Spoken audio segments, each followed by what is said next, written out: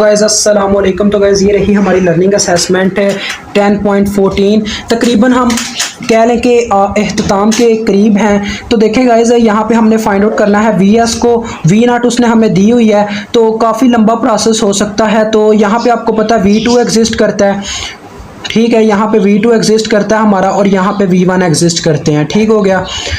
तो ये बात हमारी क्लियर हो गई। आगे नेक्स्ट हमने क्या करना है, बात यहाँ पे आती है। तो इनकी पोलैरिटी गाइस डिफरेंट है, क्योंकि इनकी पोलैरिटी डिफरेंट है तो इस वजह से इनके जी वगैरह पॉजिटिव होंगे। आपने पहले ले लेना है ये वाला सोर्स, ये जो आपको हिस्सा नज़र आ रहा है, आपने इस सोर्स को ड्रा कर लेना है।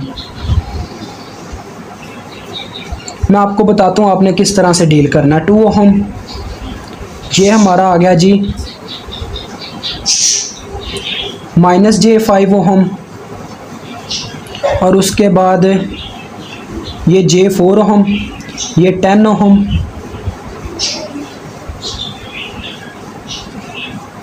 अब गाइज हमें आपको पता कि ये कपल्ड होते हैं आपस में, इसमें से जो करंट यहाँ से आएगी वो इसी के अंदर से गुजर के आगे बढ़ेगी। यानी कह लें कि फॉर एग्जांपल हमारे पास जो करंट आई है, कह लें फॉर एग्जांपल यहाँ से IS गई है, यहाँ पे आके वो 2 हिस्सों में बनती है, यानी एक I1 है और एक इस साइड पे कोई करंट गई है जिसको चले हम IA का नाम दे लेते हैं, ठीक है। और ये ही करंट I1 जो है यहाँ पे आके डिपॉजिट हो गई है, कॉइल्स में से गुजरती हुई यहाँ पे आ गई है। आगे जो हमारे पास यहाँ पे करंट है, इस साइड पे हमारी करंट I2 गई है फॉर एग्जाम्पल लेट से, और यहाँ पे जो हमारी करंट गई है उसे हम I0 कह लेते हैं क्योंकि V0 है। तो I0 हम कैसे कैलकुलेट कर सकते हैं, क्योंकि हमें V0 की वैल्यू मालूम है। तो ये I0 की वायर हो गई, ये I2 की वायर हो गई और ये हमारी I1 हो गई। तो देखते जाएं गाइस, देखें I0 हमारे पास, I0 अगर हम मालूम करना चाहें तो इजीली मालूम कर सकते हैं क्योंकि हमें V0 की वैल्यू मालूम है। V0 डिवाइडेड बाय 10 हम करें तो हमें वैल्यू मिल जाएगी। तो देखें 10 से काट गया तो 1 × 30 डिग्री अम्पेयर हमारे पास वैल्यू आ गई I0 की।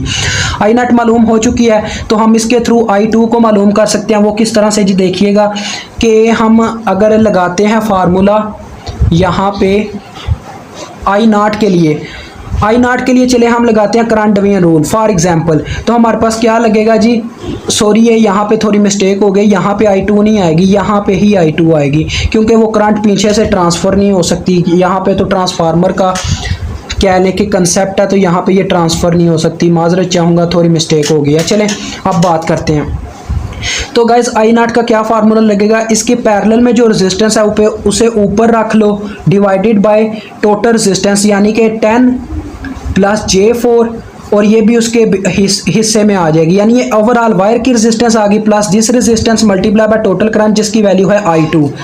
तो हमने I2 कैलकुलेट करनी है तो हमारे पास आ जाएगा, ये उलट के दूसरी जानिब चला जाएगा 1 × 30 डिग्री, साथ में हमारे पास आ जाएगा 10 - J डिवाइडेड बाय -5J।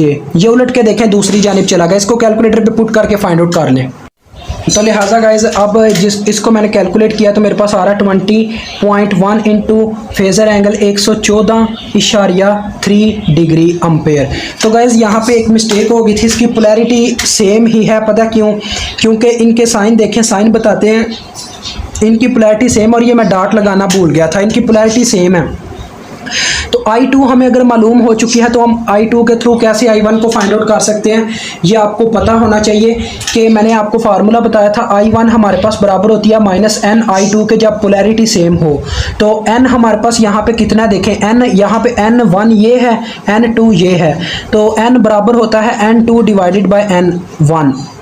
तो ये कितना हुआ 1/2। तो इसको 1/2 से ज़रब दें, 1/2 × 20.1 114.3 डिग्री। अब इसको कैलकुलेट कर लें। I1 = अब हमारे पास देखते हैं कितनी निकलती है, -1 डिवाइडेड बाय 2।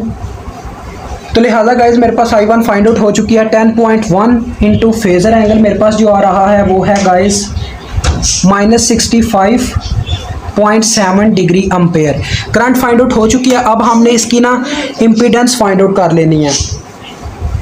तो इम्पीडेंस फाइंड आउट करने का सिंपल सा तरीका है, देखें गाइज इसके यहाँ पे हमारे पास 10 और 4 जो है ये लगे हुए हैं आपस में सीरीज़ की फॉर्म में, और आगे ये पैरेलल में लगे हैं -5 के साथ, फिर आगे वो फिर से सीरीज़ की फॉर्म में लगा हुआ है 2 के साथ। तो इसकी हमने इक्विवेलेंस निकालनी है। चले आए हम इसकी फिर इक्विवेलेंस इंपीडेंस निकाल लेते हैं। Z1 के नाम पे हम चले निकालते हैं। तो देखें गाइस, सॉरी Z2 बोलेंगे क्योंकि ये सेकेंडरी कॉइल है तो Z2 बोलेंगे। 2 हमारे पास पैरेलल में लगा हुआ है किसके साथ, और सॉरी सीरीज़ के साथ लगा हुआ है, सीरीज़ की फॉर्म में -j5 ओहम के साथ, जो कि पैरेलल में लगा हुआ है 10 + 4j के साथ। तो ये आपने कैलकुलेट करना है। 2 प्लस देखें क्या होगा जी, ये ऊपर मल्टीप्लिकेशन हो जाएगी -j4 की किसके साथ, 10 + 4j के साथ, और नीचे इन सब का सम हो जाएगा 10 + 4j - 5j। इसको कैलकुलेटर पे कैलकुलेट कर लें। इसके बाद जो फार्मूला लगेगा वो होगा Z1 = Z2 / n²। ये आपको फार्मूला याद होगा। तो लिहाजा गाइस मेरे पास इसकी वैल्यू आ गई है 4.5 - 4.7j। तो अब मैं इसको यहाँ पे पुट कर देता हूँ। 4.5 - 4.7j। तो n हमारे पास क्या था, 1/2। 1/2 का स्क्वायर बटे में लिया जाए 4 बन जाएगा, तो ऊपर आके 4 इससे ज़रब खा जाएगा। तो अब देखते हैं ये कितना बनता है। तो गाइस ये मेरे पास आ रहा है 17.9 - 19j। तो अब मैं देखिएगा इसकी शेप किस तरह से ड्रा करूंगा, लास्ट वाली शेप जो हमारे काम आनी है। इसके बाद हमारा काम ख़त्म। तो अब हम बढ़ेंगे अपनी प्राइमरी कॉइल की तरफ। VS ये 2 ओहम का रजिस्टर था, यहाँ पे हमारी J5 ओहम की लगी हुई है। उसके बाद यहाँ पे एक रजिस्टर लगा हुआ है 4 ओहम का। अब यहाँ पे हम ये वाली रेजिस्टेंस अटैच करेंगे। देखें 17.9 आ गया, साथ में हमारा आ गया -19j। 17.9 ओहम, ठीक है। इसमें से I1 फ्लो कर रहा है जिसकी वैल्यू हमें पहले ही पता है।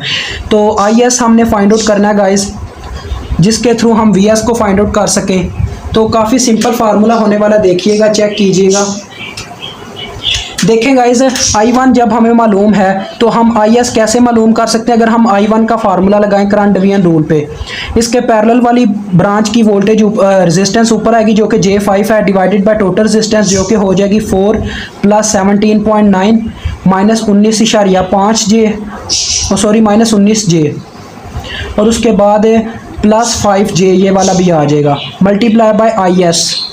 तो IS अगर हमने कैलकुलेट करनी है तो हमारे पास क्या, इसका उलट होके उधर चला जाएगा। I1 की वैल्यू पुट कर देते हैं। हमारे पास कितनी आई थी I1, 10.1 × -65.7 डिग्री, और ये उलट के दूसरी जानिब गया तो हमारे पास कितना बन जाएगा। देखें 4 और 17, ये बन जाएगा 3 21.9, और ये रह जाएगा हमारे पास पीछे -14j डिवाइडेड बाय J5।